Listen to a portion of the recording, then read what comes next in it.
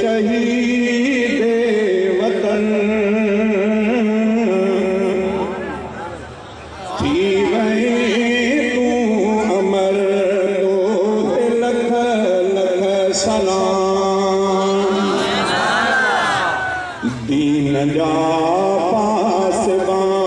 ऐ शहीद वतन थी वही तू अमर तो लख लख सलाम जिंदगी तू दिया कई दास्तां तू है शेरे बबर तो लख लख सलाम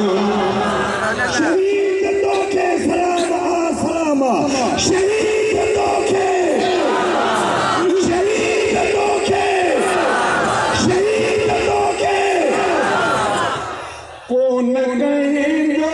सही सघंदो हुएंदो झरो माटऊं दही मिठी ईंदो हुए सोझरो बेसहारन अबोधन संदो भर झलो कोन ॾिसंदो हुए पंहिंजो यारो कोन कंहिंखे रखी नथा पर भरो हर अदा पुर असर तो लख लख सलाम दीन जा पासबां ऐ शहीद वतन थी वही तू अमर तो लख लख सलाम माओ गैरत जी तोखे ॾिनी थञ हुई वाह जो रखी लज हुई पंहिंजे जो धारी हर पानी रहबर इनकलाबी वटाऊं सभई बुरस कई वाह जो पंहिंजी तारीख़ ठाहे छॾई बाख़बर तो लख लख सलाम बाख़बर तो लख लख सलाम गोरे अंग्रेज़ सां तुंहिंजा वॾेरा विढ़िया कारा अंग्रेज़ तो सां टकरे रहिया तुंहिंजी ललकार सां थर थला पए मता ऐं उहे मान भी लरज़ंदा ई रहिया तूं बकू अॼु बिगू जने पढ़ादा पया हक़ गोॾा डर तो लख लख सलाम हक़ गोॾा डर तो लख लख सलाम सूरतन सीरतन तूं हुए लाजवाब रोब तुंहिंजे अखियुनि में हुयो बेहिसाब तुंहिंजा सफ़ा क़ातिल बिलर्ज़ा हुया कोन तो साखियूं मिलाए सया तंहिं करे बार सजदे में तो कयूं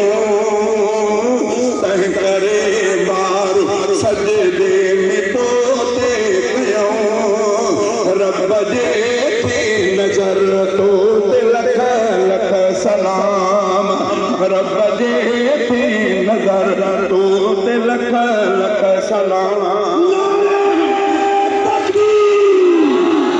सलाम सलाम शहीद इस्लाम तोखे शहीद इस्लाम तोखे शहीद वतन तोखे शहीद सिंध तोखे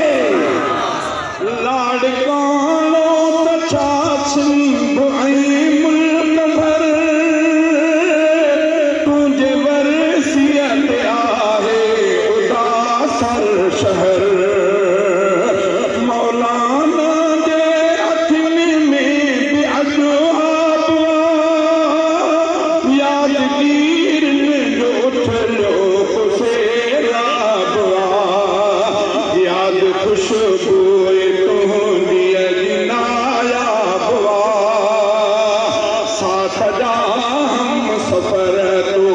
लख लख सलाम साथ जा हम सफ़र तो लख लख सलाम खुल्द में तुंहिंजो महमूद ख़ालिद मक़ाम तुंहिंजो मरकज़ धरतीअ ते मर्द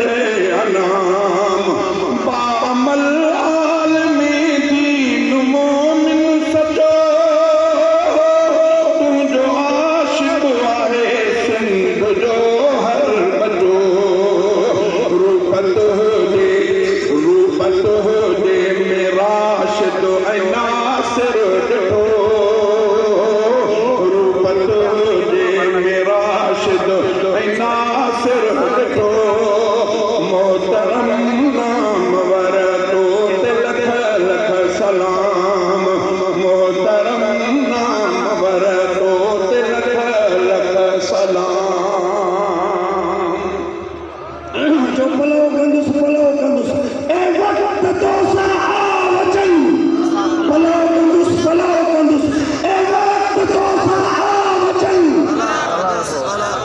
ए वक्त तो सा वचन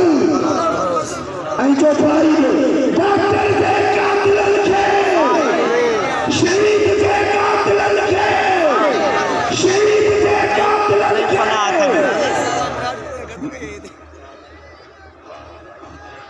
मौलाना फजल रहमान मिठा तुंहिंजो साथ ॾिबो ही कयूं था वचन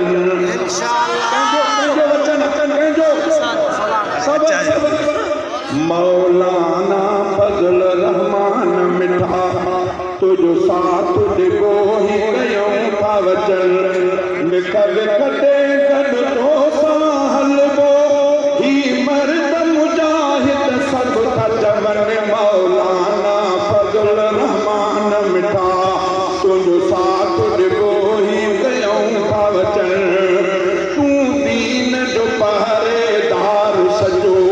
ऐं मुल्क जो चौकीदार सजो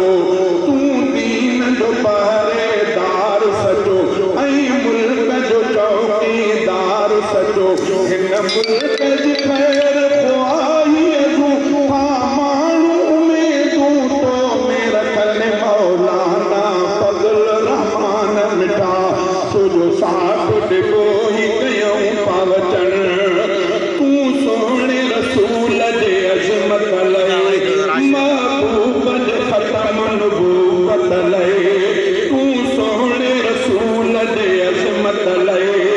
महबूब जे ख़तम नबूवत लाइ जोधा जवान उथियो आहे जोधा जवान उथियो आहे तुंहिंजा जोश जज़्बा छा लिखजनि मौलाना फजल रहमान मिठा आज़ादी हक़ीक़ी माणण लाइ इस्लामी निज़ाम खे आणण लाइ आज़ादी हक़ीक़ी माणण लाइ इस्लामी निज़ाम खे आणण लाइ मैदान ते निकितो आहे मिठा मैदान ते निकितो आहे मिठा मैदान ते बबता तो ॾिसनि मौलाना फजल रहमान मिठा जीअं साथ शहीद निभायो जी साथ शहीद निभायो हक़ सच ते सिर कटाए उन ख़ालिद साहब जा पोलग उन ख़ालिद साहब जा पोलग था साथ ॾियण जा वाइदा कनि मौलाना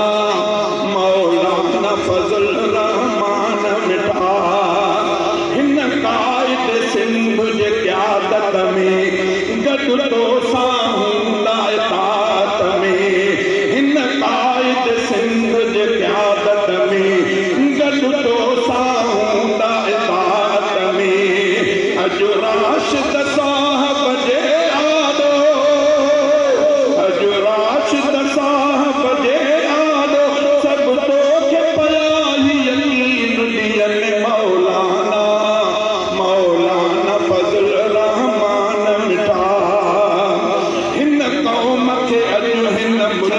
अंदर मिठा तुझे के आदत ते फखर हिन कौम के अरे हिन मुल्क अंदर मिठा तुझे के आदत ते फखर तो जहलो न कौम जो बियो सजणो तो जहलो न कौम जो बियो सजणो ही गैरत था जुगाल मनने मौलाना मौलाना फजल रहमान मिठा तो सचाओ असांजो आहे दिली हिन वक्त जो तू आहे भली तो सचाओ असांजो आहे दिली हिन वक्त जो तोखे मञूं था भली शहज़ादो बि ज़ियारत लाइ आयो तोखे ॾिसंदे पिया ही नेर ठरनि मौलाना मौलाना तो मौलाना का साथ दो, हाथों में हाथ दो, हाथों में हाथ दो। हाजी इमदादुल हक जिंदाबाद। ही होया सिंध जा मशहूर नाखान जनाब अलहाज इमदादुल्लाह फलकोट साहब जेका वाक़े करवाए